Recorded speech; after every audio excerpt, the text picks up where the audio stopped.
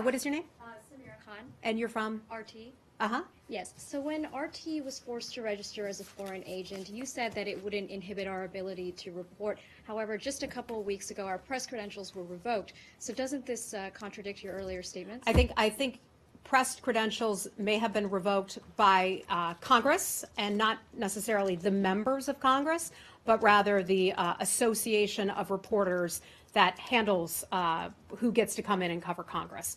The FARA, the act that you're speaking of, only requires that organizations register with the federal government. That is it. The United States does not tell any Russian news organization what to report or how to report it. We don't tell Turkish ones. We don't tell Polish ones. In fact, the fact that you're here as a representative of the Russian government is a perfect example of how we do not restrict any type of freedom of the press. You come in, Sputnik comes in, all the Russians come in here, and you are more than welcome. And the reason why you're more than welcome, hold on, the reason that you are more than welcome is because we have freedom of the press here in the United States. We support the First Amendment. We wish that the Russian government would give us the same opportunities to report freely in Russia as we provide you all here. Any of you listen to Bluegrass?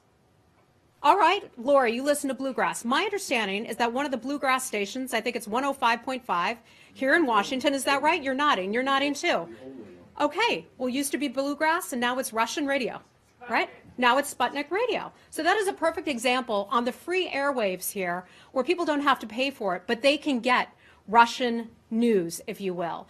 And by the way, may I just mention that Russian government itself has talked about how it will influence RT and Sputnik, how it will influence how it reports and what it reports on. Yes, but back to the original question, we can't go to the House of Representatives or the Senate to report, so that restricts our ability to report. I would encourage you then to talk to the Congressional Correspondents Association.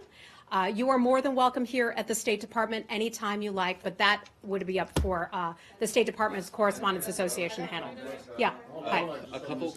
Yeah. Heather, that was a very nice full-throated support to the freedom of press you just gave, but how comfortable are you doing that, and how comfortable are you that you can speak for the entire administration, given the fact that you just went off on you heavily criticized Poland for this going after a TV station for biased reporting, but we're hearing the same thing coming out of the White House every day. Criticism, yes, not legal action, at least not yet. Are you comfortable that you speak for the entire administration in your support? I think these instances are night and day.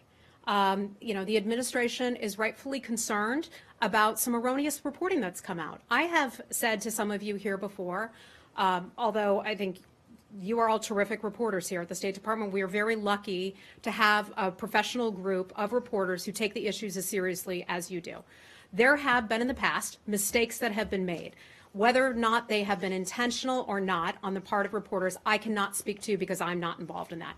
But there have been times in the past where reporters have just frankly gotten it wrong.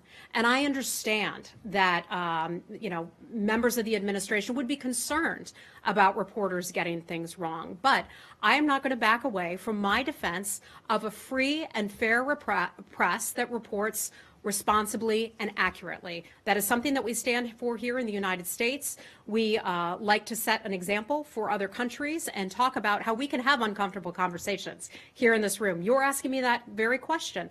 That is but what we stand for. You, from the Russian government, you are asking me those questions too. You are welcome here anytime. That is what we stand for here in the United States. Free and fair debate. Any network that's funded by a state government, or what's your definition? We have many news organizations that are funded by state governments who are welcome to come here. That is an example, So no better example. Any network funded by the Russian government, those are the only ones that can be targeted. I'm sorry, targeted? Or targeted, cracked down on, restricted in reporting. The FARA Act Right. will ask entities to have to sign up under the FARA Act. That's it. I'm pretty sure that there are other ones on there as well. We're going to have to move on. You're welcome back anytime.